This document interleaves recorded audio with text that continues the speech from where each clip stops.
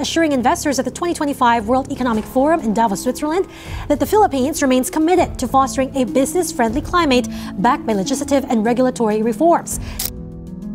Bakit pinag-aagawan ng mga mayayamang bansa ang Pilipinas? Ano ang ginawa ni Pangulong Bongbong Marcos? Grabe, atin itong pag-usapan, mga kaibigan.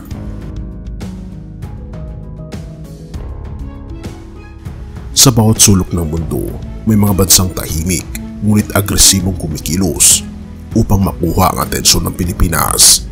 Ngunit bakit nga ba? Ano ang meron dito na tila hindi mapakali ang mga dayuhan sa pag-uunahan? Ang higit sa lahat, ano ang ginawang hakbang ni Pangulong Ferdinand Bongbong Marcos Jr. na tila isang game changer para sa bansa? Alamin natin. Bago natin ipagpatuloy, kaibigan, siya nga pala ang Great Controversy na isa sa mga pinaka-kontrobersyal na libro dahil tumutukoy ito sa mga propesiya sa libro ng Daniel at Revelation na nagaganap na sa panahon natin ngayon bago ang pagdating ng ating Panginoong Diyos ay pinamimigay na namin ng libre sa pamamagitan ng PDF. At ito ay nasa limited lamang na panahon, kaya i-click mo sa description sa baba upang ma-avail mo, kaibigan, ang napaka-importanteng libro ito na magbubukas sa iyo sa mas maliwanag mong hinaharap. Purihin ang ating Panginoong Diyos at tayo magpatuloy.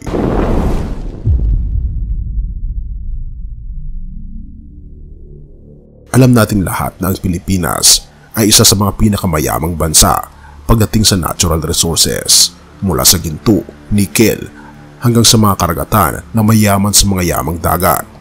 Pero hindi lang ito ang dahilan.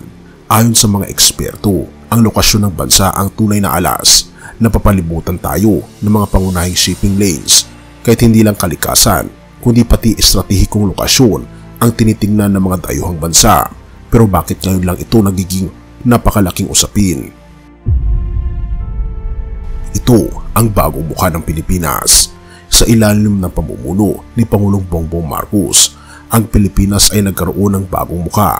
Nakipag-usap siya sa malalaking leader ng mundo tulad ng Amerika, Japan, at iba pang first world countries. Hindi lang ito simpleng diplomacy. Ang totoo, ang ginawang hakbang ni Marcos ay nagbukas ng maraming pinto. Ngunit hindi lahat ng bansa ay natuwa. Bakit? Dahil ang Pilipinas ay nagiging hindi na lamang tagasunod sa pandaigdigang arena, sa halip, isa na tayong mahalagang kaalyado na dapat unahin. Ang tanong, paano ito nagawa ni Pangulong Bongbong Marcos?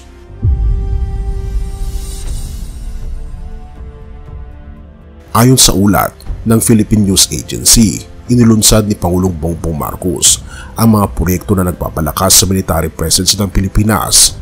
Nagkaroon ng Strategic Defense Agreement sa US at Japan, kabilang ang pagpapalakas ng maritime security. Pero bakit importante ito? Dahil ang West Philippine Sea ang sentro ng tensyon sa Asia. Ito rin ang dahilan kung bakit ang ibang bansa ay tila nagkukumahog na maging kaibigan natin. Ngunit hindi lang militar ang pinagtutuunan ng pansin. Pinalakas din ang ekonomiya sa pamamagitan ng pagpapasok ng foreign investments. Pero ito may sapat?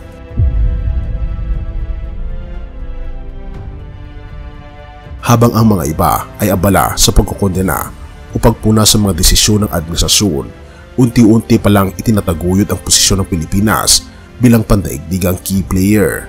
Pero ang hindi inaasahan ng marami, ang mga hakbang na ito ay tila nagiging magnet ng mga oportunidad. Ang tanong, lahat ba ng bansa ay gusto makipagkaibigan ay may purong intensyon?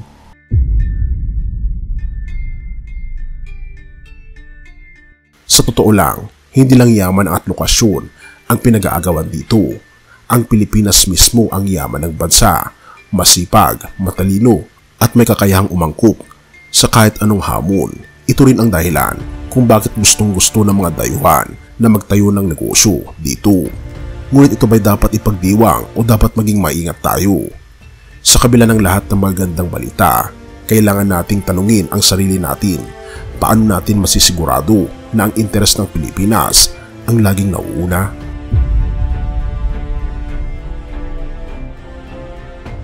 Sa makatuwid, ang ginawa ni Pangulong Bongbong Marcos ay nagbigay ng malaking oportunidad para sa bansa Ngunit kasabi nito ay ang hamon para sa ating lahat na bantayan ang mga susunod na hakbang.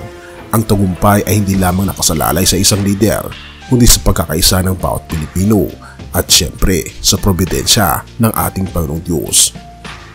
Kung tutuusin, hindi na nakakapagtaka kung bakit pinag-aagawan ng Pilipinas na ayon sa PNA na ang Pilipinas ay nasa isang potensyal na pagiging global investment hub.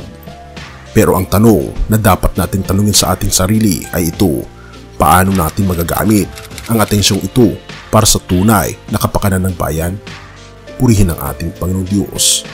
Awit 29 verse 11. Ang Panginoon ay magbibigay ng lakas sa kanyang bayan. Pagpapalain ng Panginoon ang kanyang bayan ng kapayapaan. Ang Pilipinas ay patuloy na pinagpapala ng ating Panginoong Diyos, hindi lamang sa yaman ng kalikasan, kundi sa lakas ng kanyang mga mamamayan. Ang mga hamon at atensyon mula sa iba't ibang bansa ay paalala na may espesyal na plano ang ating Panginoong Diyos para sa ating bayan. Subalit kasama ng pagpapala ang responsibilidad na gamitin ito ng tama. Bilang mga Pilipino, tayo ay tinatawag na maging mapagbantay, matalino at mapagkumbaba na laging inuuna ang kalooban ng ating Panginoong Diyos sa bawat desisyon.